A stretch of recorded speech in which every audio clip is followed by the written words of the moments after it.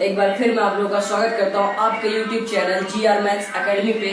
और किसी ने बहुत खूब कहा है कि कर्म करो तो फल मिलता है, आज नहीं तो कल मिलता है।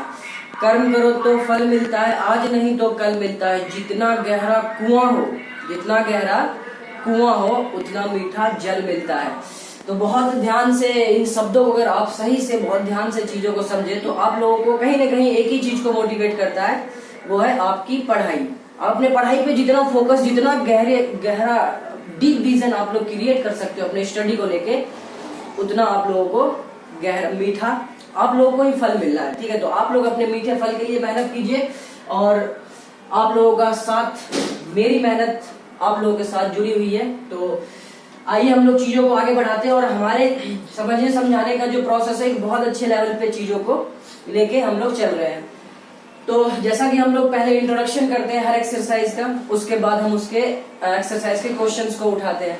तो इसी तरीके से मैं आज फिर एक बार NCERT mathematics class 10 chapter 4 quadratic equation exercise 4.4 के इंट्रोडक्शन की बात करेंगे।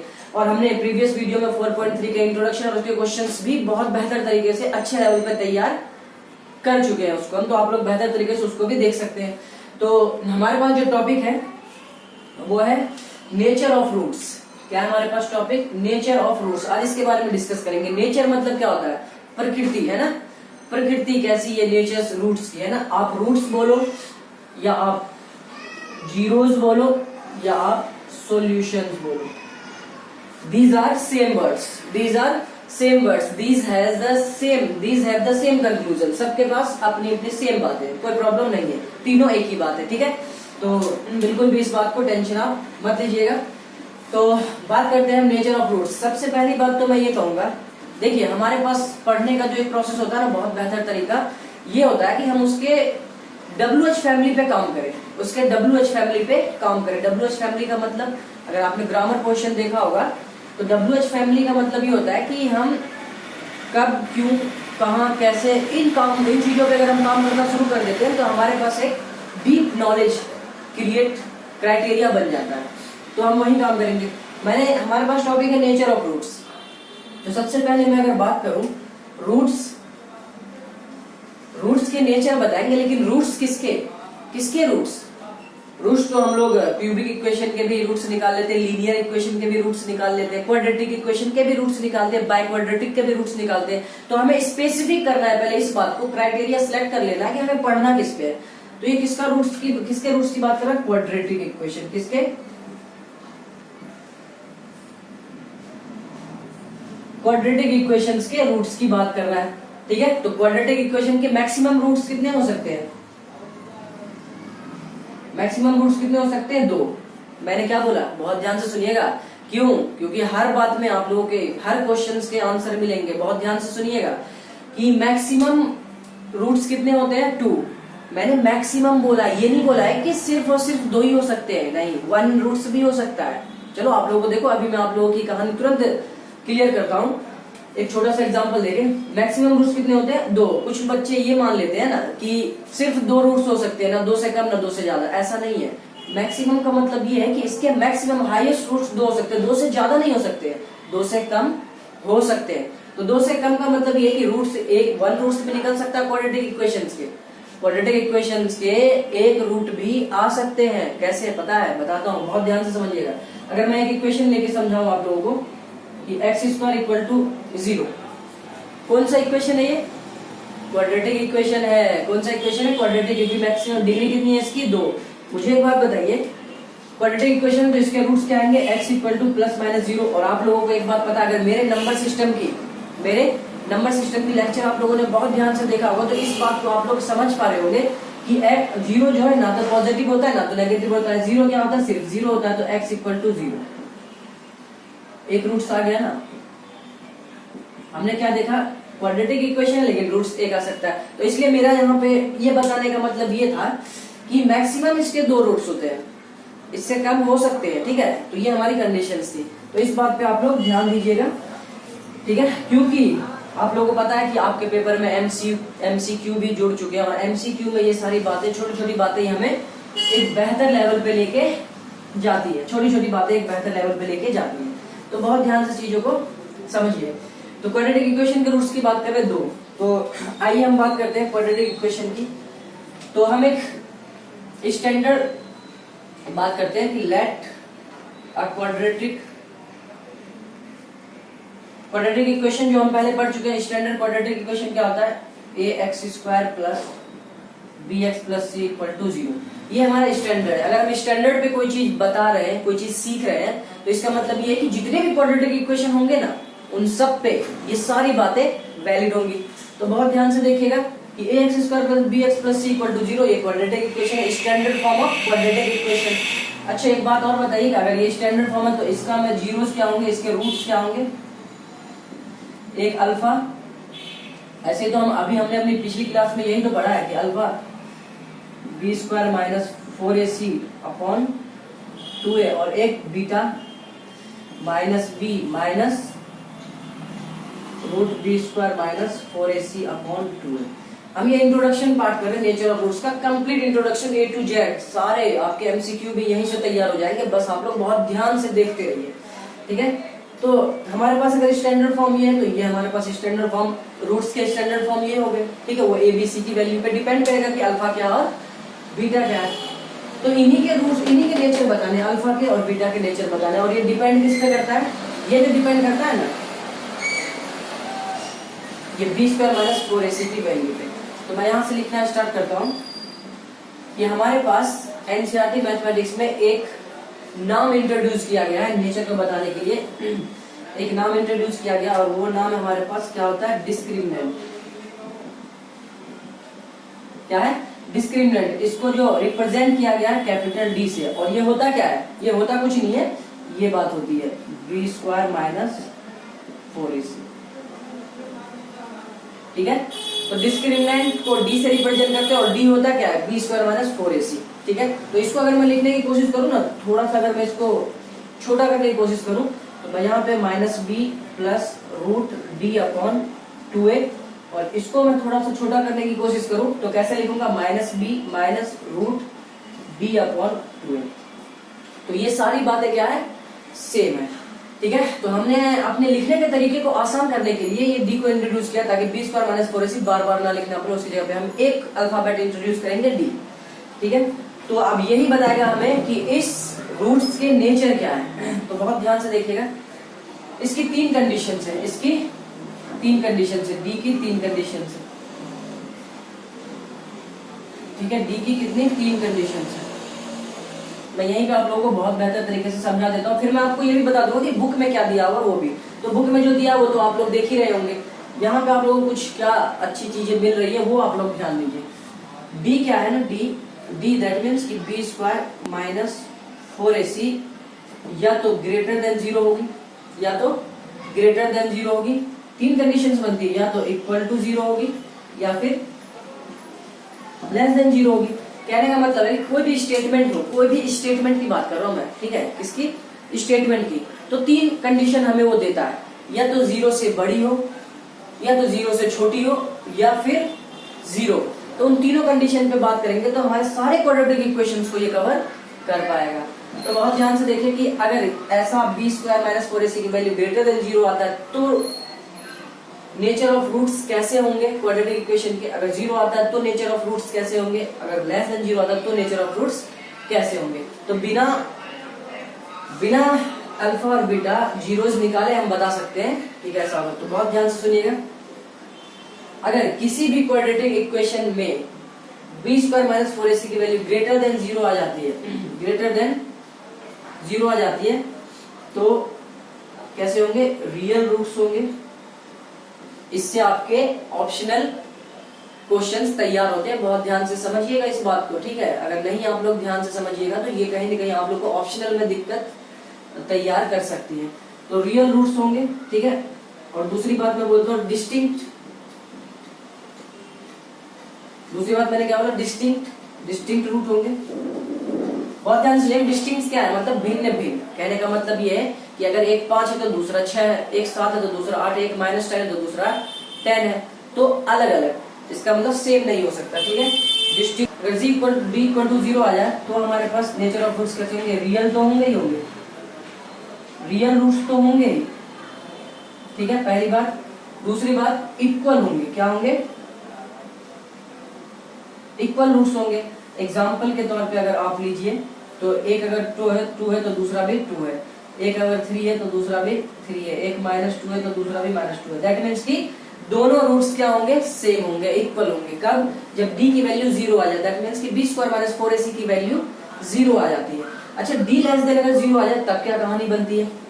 जैसे ही d की वैल्यू लेस देन 0 आ जाती है तो मैं यहाँ पे आप लोगों को दिखाता हूँ करके। जैसे alpha equal to -b plus root, मैंने क्या बोला? d की value less than 0, that means कि माइनस में आ जाएगा। माइनस में जैसे 2 आ गया, ठीक है, माइनस में क्या आ गया? 2। तो जैसे रूट के अंदर माइनस आता है ना, रूट के अंदर माइनस आता है तो हमारे रियल नंबर से वो बाहर चले जाता है, रियल नंबर से बाहर चले जाता है। तो एक नया नाम इंट्रोड्यूस हो जाता है यहाँ पे। तो रूट्स क्या होंगे यहाँ पे? Real, no real roots. क्या होंगे यहाँ पे? No real roots. क्या होगा? No real roots. Real roots नहीं होंगे तो कैसे रूट्स होंगे? फिर इमेजिनरी होंगे। कैसे होंगे? इमेजिनरी रूट्स होंगे। कैसे होंगे? इमेजिनरी रूट्स होंगे। तो हमारे सिलेबस में इमेजिनरी रूट्स के बारे में इससे ज्यादा कुछ नहीं है। बाकी ये 11th का टॉपिक है, वहां हम डिस्कस करेंगे बहुत बेहतर तरीके से। तो यहाँ पे हमें इतना सा देखना है कि अगर d की वैल्यू लेस देन 0 आ जाती है तो हम एक बात साफ साफ कह सकेंगे कि इस क्वाड्रेटिक इक्वेशन का जो रूट्स होगा उसका नेचर कैसा होगा? रियल रूट्स नहीं होगा, वो नो रियल रूट्स। ठीक है, कैसा होगा? इमेजिनरी रूट्स होंगे। ठीक है, तो ऑप्शनल क्वेश्चन में आपसे पूछा जा सकता है ये बात। तो बहुत ध्यान से देखिए। तो ये दोनों बात तो आप लोग समझ गए होंगे बहुत ध्यान से कि d इक्वल टू 0 आए तो ये वाली बात है, और d इक्वल लेस देन 0 आए तो ये वाली बात है। ठीक है, यहाँ पे मैं थोड़ा सा आप लोगों को डीप ले जाने की कोशिश करूंगा। क्यों? इसके पीछे एक वजह सिर्फ एक ही है कि MCQ कहीं ना कहीं वहां से आपके निकल के आएंगे। तो आप लोग जल्दी से इसे राइट डाउन कीजिए, फिर मैं लिखना स्टार्ट करता हूँ। हमारे पास अगर d की वैल्यू b² - 4ac की वैल्यू अगर ग्रेटर देन 0, क्या हो? ग्रेटर देन 0 हो, तब हमारे रूट्स पे क्या क्या इफेक्ट पड़ेगा? छोटी सी बात है, बहुत ध्यान से आप लोग इसको समझ लीजिए। ठीक है, तो क्या होगा कि या तो रूट के अंदर b² 4ac कहाँ होता है? रूट के अंदर alpha equal to -b plus root b² - 4ac upon 2a। ठीक है, और एक माइनस में होता है बीटा इक्वल टू। ठीक, तो हमने ये भी देखा कि अगर स्क्वायर रूट के अंदर परफेक्ट स्क्वायर नंबर आ जाए, स्क्वायर रूट के अंदर परफेक्ट स्क्वायर नंबर आ जाए, हम क्या यहाँ पे लिख सकते हैं? अगर b² - 4ac इक्वल टू क्या हो जाए? Perfect square number. क्या आ जाए? परफेक्ट स्क्वायर नंबर अगर आ जाता है तो हमारे पास यहाँ क्या हो जाएगा? यहाँ पे क्या हो जाएगा हमारे पास? रियल, ये क्या हो जाएगा? रेशनल में आ जाएगा। किसमें? तब तो हमारे पास रेशनल रूट्स आएंगे। रेशनल रूट्स आएंगे। कैसे आएंगे? रेशनल रूट्स आएंगे। ठीक है, क्योंकि मैं बात कर रहा हूँ रियल की। रियल तो आएगा ही आएगा, रियल तो है, लेकिन रियल में ही 2 पार्ट है। रियल में 2 पार्ट निकल के आता है। रियल में हमारे पास अगर आप लोगों ने देखा होगा तो रियल ही हमारा क्या होता है? एक रेशनल पार्ट को लेके जाता है और एक इरेशनल पार्ट को लेके जाता है। मैं इसको देख के b² - 4ac ग्रेटर देन 0 तो मैं ये तो बोल पाऊंगा कि रियल है, रियल में, बट वो रेशनल है या इरेशनल, यहाँ पे चीजें हमें समझनी है। तो मैंने क्या कहा कि अगर b² - 4ac परफेक्ट स्क्वायर आ जाए तो रूट से बाहर आ जाएगा, तब तो हमारे पास कैसे रूट्स होंगे? रेशनल आएंगे। और अगर b² - 4ac equal to not perfect square, not perfect square, अगर b² - 4ac की वैल्यू परफेक्ट स्क्वायर नहीं आ पाई यहाँ पे तो रूट के अंदर ही रह जाएगा। तब हमारे पास यही बन के आता है क्या? Irrational roots. इरेशनल रूट्स, ये कैसे रूट्स होंगे? हमारे इरेशनल रूट्स होंगे। ठीक है, अच्छा, इरेशनल रूट्स में एक बहुत अच्छी कहानी आप लोगों को मैं बताने वाला हूँ, बहुत ध्यान से समझिएगा। ठीक है, इरेशनल रूट्स में क्या होगा कि अगर इफ हमारे पास एक अल्फा, अगर इरेशनल रूट्स मतलब कि कुछ भी हो जाएगा, जैसे -b प्लस रूट जैसे d की वैल्यू हमने 2 ले लिया, मान लिया हमने कि b स्क्वायर माइनस 4ac की वैल्यू 2 मान ली, ठीक है, इरेशनल के लिए बात कर रहा हूँ मैं, ठीक है। b स्क्वायर माइनस 4ac की वैल्यू कितनी आ गई, 2 आ गई, तो मैं यहाँ पे 2 लिखूंगा, ठीक है, 2a, और एक बीटा हमारे पास minus b minus root 2 upon 2a, ये जस्ट समझाने के लिए है। तो हमने क्या देखा कि अगर हमारे पास एक रूट्स, अगर हमारे पास b स्क्वायर माइनस 4ac की वैल्यू नॉट परफेक्ट स्क्वायर है, और अगर हमारे पास बोला जाए कि एक रूट्स हमारा ये, तो दूसरा रूट्स क्या होगा, पूछा जाता है इसमें कि दूसरा रूट्स क्या होगा। अभी मैं क्वेश्चंस भी उसके रिलेवेंट क्वेश्चंस भी आप लोगों को बताऊंगा। तो बीटा इक्वल टू उसके अपोजिट साइन के साथ हो जाता है। जैसे अगर मैं बोलूं कि एक रूट हमारे पास है 5 प्लस रूट 2, तो बताओ कि क्वाड्रेटिक इक्वेशन का दूसरा रूट क्या होगा। ये सिर्फ इरेशनल केस में, किसमें, इरेशनल केस में। तो बीटा हम खुद अपने तरफ से दे देंगे, कुछ नहीं करना, 5 माइनस रूट 2, ये बात, ठीक है। तो कहने का मतलब मेरा ये निकला यहाँ पे कि अगर आपको एक रूट्स किसी क्वेश्चंस में गिवन होते हैं, आप लोग जब क्वेश्चंस कीजिएगा तो देखिएगा कि किसी क्वेश्चंस में अगर गिवन हो कि हमारे पास एक रूट्स दिया हुआ है इस फॉर्म में a प्लस रूट b में, ठीक है, इस फॉर्म में अगर गिवन है तो हम बोल दिया जाएगा कि दूसरा रूट्स क्या होगा, तो दूसरा रूट्स हमारा कुछ नहीं, इसी का साइन अपोजिट करके वो दूसरा रूट्स हो जाता है। कैसे होता है आप लोग यहाँ पे देख सकते हैं कि कुछ नहीं करना, ये तो b स्क्वायर माइनस 4ac यहाँ पे 2 आया, एक बार प्लस में मैंने अभी दिखाया, ये देखो, ये प्लस में, ये सॉरी माइनस में, और ये प्लस में, सेम चीज, एक बार प्लस और एक बार माइनस के साथ, और इसके साथ हम कुछ कर नहीं सकते, ठीक है। तो ये बात हमें यहाँ से पता चलेगी, क्या चलेगी कि अगर किसी रूट्स में बोले, किसी क्वाड्रेटिक इक्वेशन का एक रूट्स गिवन हो इस फॉर्म में, ठीक है, रूट के फॉर्म में, तो दूसरा हमारा उसके अपोजिट साइन के साथ आ जाता है, ठीक है।